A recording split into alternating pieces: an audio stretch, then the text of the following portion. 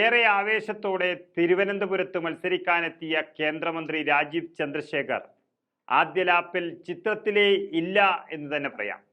അനന്തപുരിയുടെ മണ്ണിൽ BJP വിജയം നേടുമെന്നും പ്രധാനമന്ത്രി നരേന്ദ്രമോദി തന്നെ മത്സരിക്കാൻ എത്തുമെന്നു വരെ ഒരു ഘട്ടത്തിൽ ഉറപ്പിച്ച BJP നേതൃത്വം തിരുവനന്തപുരം ഒരു തരത്തിൽ ഉപേക്ഷിച്ച മട്ടാണ്. മറ്റൊന്നും കൊണ്ടല്ല, നിലവിലെ MP ശശി തരൂറിൻ്റെ അപ്രമാദിത്വം, അല്ലെങ്കിൽ തിരുവനന്തപുരത്തുകാർക്ക് വിശ്വപൗരനായ ശശി തരൂരിലുള്ള കറകളഞ്ഞ വിശ്വാസം. ഇത് BJP സ്ഥാനാർത്ഥിയുടെ അടിത്തറ തന്നെ ഇളക്കിക്കഴിഞ്ഞു.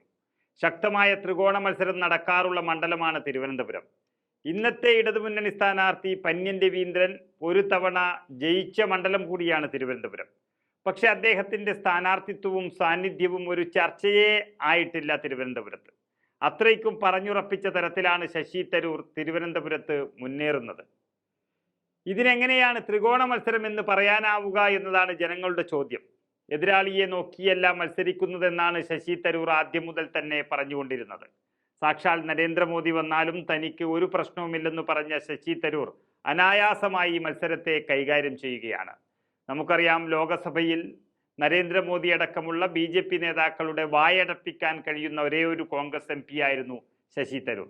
എല്ലാ കാര്യത്തിലും അഭിപ്രായവും വിമർശനവും നടത്താറുള്ള പ്രധാനമന്ത്രി പോലും തരൂറിൻ്റെ വാക്കുകളെ കൂടുതൽ തൊടാറില്ല. എന്തെങ്കിലും പറഞ്ഞാൽ പിന്നീട് വരുന്നത് താങ്ങാൻ കഴിയില്ല എന്ന് നരേന്ദ്രമോദിക്ക് തന്നെ അറിയാം. ആ ശശി തരൂരിനെ തോൽപ്പിക്കണമെന്നുള്ളത് BJPയുടെ ഒരു സ്വപ്നമായിരുന്നു. അതിനുവേണ്ടി തുടക്കം മുതൽ പഠിച്ച പണി 18 നോക്കി വന്ന BJP ഒരു ഘട്ടത്തിൽ നരേന്ദ്രമോദിയെയും പിന്നീട് ധനമന്ത്രി നിർമ്മല സീതാരാമനെയും ഒക്കെ മണ്ഡലത്തിൽ പരീക്ഷിക്കാൻ നോക്കിയതാണ്. പക്ഷെ തരൂരിൻ്റെ ശക്തമായ നിലപാടും നിശ്ചയദാർഢ്യവും അദ്ദേഹത്തിൻ്റെ അടുക്കൽ എത്താൻ ഇവർക്ക് ധൈര്യം തികയാതെ വന്നു. അതോടുകൂടിയാണ് കോടീശ്വരനായ കേന്ദ്രമന്ത്രി രാജീവ് ചന്ദ്രശേഖരനെ രംഗത്തിറക്കിയത്. പണം വാരിയെറിഞ്ഞെങ്കിലും തരൂരിനെതിരെ മത്സരം കൊഴുപ്പിക്കാമെന്ന് വിചാരിച്ച രാജീവ് ചന്ദ്രശേഖർ ആവട്ടെ ആദ്യ ലാപ്പിൽ തന്നെ വീണുപോയ കാഴ്ചയാണ് കാണാനാകുന്നത്. ഏതായാലും കുറേ കാലങ്ങളായി കേരളത്തിലെ ലോക്സഭാ തെരഞ്ഞെടുപ്പിൽ ആവേശം നൽകുന്ന ഒരു VIP മണ്ഡലമാകാറുള്ള തിരുവനന്തപുരം ഇക്കുറി ശശി തരൂറിന് വേണ്ടി മാറ്റിവെച്ചതുപോലെയുള്ളൊരു പ്രതീതിയാണ് കാണിക്കുന്നത്. BJP ഏറെ പ്രതീക്ഷ വെച്ച A ക്ലാസ് മണ്ഡലത്തിൽ പാർട്ടി പ്രതിരോധത്തിലാവുകയാണ്. അങ്ങനെ വന്നതിൽ ഏറ്റവും കൂടുതൽ നിരാശപ്പെടുന്നത് പ്രധാനമന്ത്രി നരേന്ദ്രമോദി തന്നെ ആയിരിക്കും.